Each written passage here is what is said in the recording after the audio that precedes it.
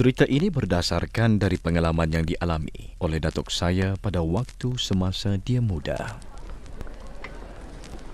Pada zaman itu, di mana belum ada lebuh raya namun hanya terdapat jalan kecil, datuk saya ini seorang yang suka memandu ke mana-mana, terutama di sekitar bandar. Sehingga suatu hari, dia memutuskan untuk memandu melalui jalan yang sunyi dan terpencil. Dalam sepanjang jalan yang luas dan berliku, di hadapannya, di sebelah jalan kecil itu, dia ternampak sepasang suami isteri sedang berjalan kaki. Jadi dengan perlahan, dia menghampiri pasangan itu. Berperasaan bahawa mereka sudah lanjut usia dan berjalan dengan sungguh perlahan. Mereka kelihatan lemah dan ada kalanya bergelut untuk mengambil langkah seterusnya. Datuk saya dengan penuh rasa kasihan terhadap mereka. Dia memutuskan untuk menawarkan mereka untuk menumpang dengan keretanya. Sepasang suami isteri pun bersetuju dengan pelawaan datuk saya dan masuk ke dalam keretanya.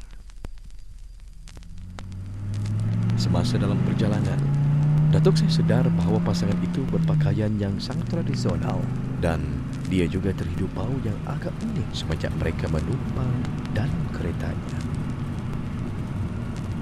Dia merasakan ada sesuatu yang tidak kena, tetapi dia mengambil keputusan untuk mengabaikannya.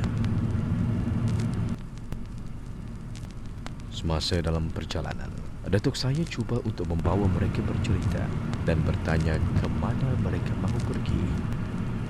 Pasangan itu hanya berkata bahawa mereka akan menunjukkan arah dan destinasi mereka adalah simpang kiri yang seterusnya. Datuk saya bersikap cerewet seperti biasa dan bertanyakan banyak soalan kepada mereka. Tetapi pasangan itu tidak menjawab begitu banyak dan jawapan mereka sangat ringkas. Jadi kebanyakan perjalanan dalam keadaan senyap yang janggal.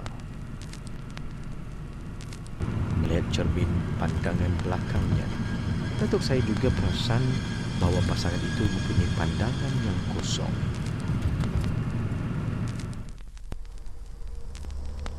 Akhirnya mereka pun sampai ke destinasi, iaitu di hujung jalan, di mana dia ternampak sebuah rumah besar. Dan di sinilah tempat tinggal pasangan tua itu.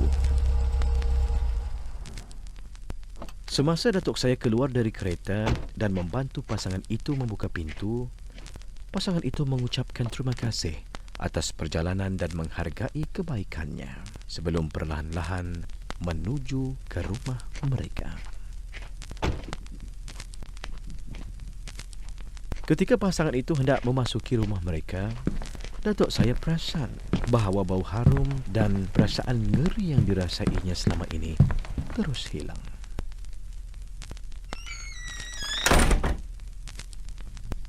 Terasa sangat letih kerana perjalanan jauh dan ketika matahari hampir terbenam, iaitu di waktu maghrib, datuk saya memutuskan untuk berehat dan tidur sekejap di dalam keretanya yang bersebelahan dengan rumah pasangan itu. Tiba-tiba, dia merasakan sesuatu yang amat ganjil. Dia bangun dan terkejut kerana dia melihat di sekitarnya bahawa dia berada di tengah-tengah hutan lebat.